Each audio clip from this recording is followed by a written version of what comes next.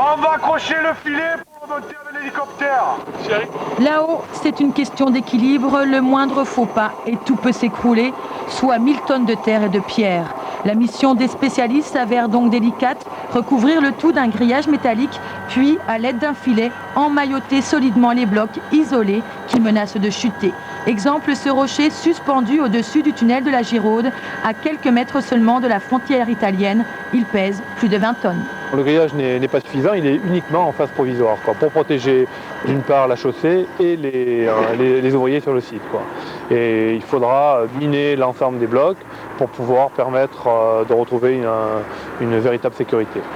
En attendant, seule la voie sud a été rouverte ce matin. Le trafic s'y fait à double sens sur 6 km.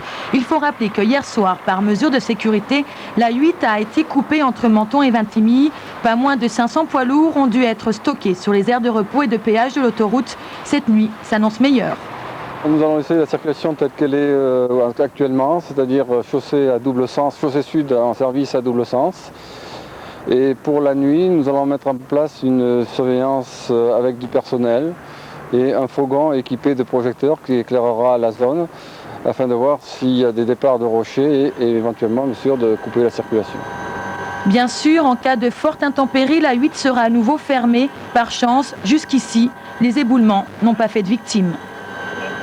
Du coup, Fontan, Saint-Dalmas ou Tende se retrouvent coupés du monde, ou presque. Avant, on mettait de Tende à Nice 1h15, 1h30, et maintenant il faut entre 4 et 5 heures pour passer par l'Italie, Savone, Imperia, Ventimille, etc.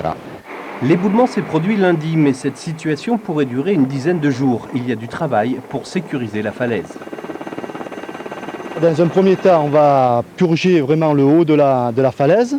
On va la miner et puis dans le courant de la semaine prochaine, le géologue reviendra, il descendra le long de la falaise et on verra ce qu'il y a à faire sur le reste de la paroi.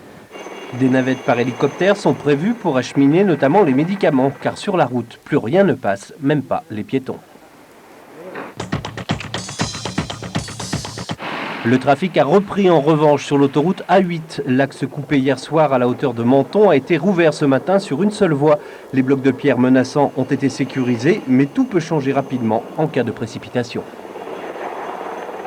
Nous avons décidé de maintenir l'autoroute ouverte et de mettre en place une surveillance pour, en cas d'intempéries, de chute de pluie très violente, éventuellement fermer l'autoroute à nouveau. 16 h aujourd'hui, tout est fin prêt. L'explosion n'est pas spectaculaire, elle est efficace. Le tir s'est particulièrement bien déroulé. L'ensemble des blocs ont été fragmentés comme nous l'avions prévu et sont restés confinés sous le filet anti-sous-marin, donc on peut dire que c'est une réussite. Une réussite qui aura coûté 4 millions de francs. La préfecture des Alpes-Maritimes vient d'autoriser la réouverture de l'autoroute. Le quartier Gare-Avant, déserté depuis lundi, n'est plus en danger. Ses habitants peuvent rentrer chez eux. Le rocher est en miettes. Un écureuil dans le ciel de Nice. Un écureuil avec des hélices et des poteaux sous les patins.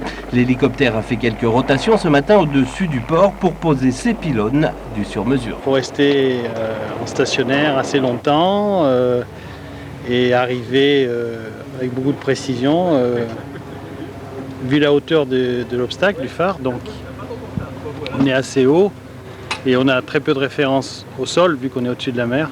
Donc surtout un travail de précision.